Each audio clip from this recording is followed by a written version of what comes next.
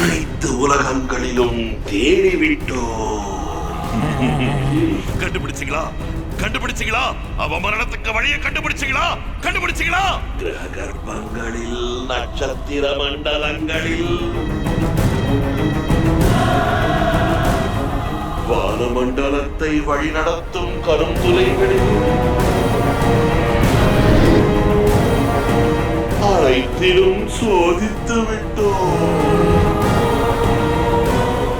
அவள் பிறப்பு மகா சக்தி படைத்தது. அவளை அழிக்க மார்க்கமே இல்லை. அமைதி கொள் கற்கோடகா, அமைதி கொள். அவளை அழிக்க வழி இல்லை என்றாலும் அவளை தன் 1000 கரம் கொண்டு காத்து வரும் அந்த மகாசக்தியின் சக்தி பறிபோகும் கணிகையை கண்டு வந்தோம்.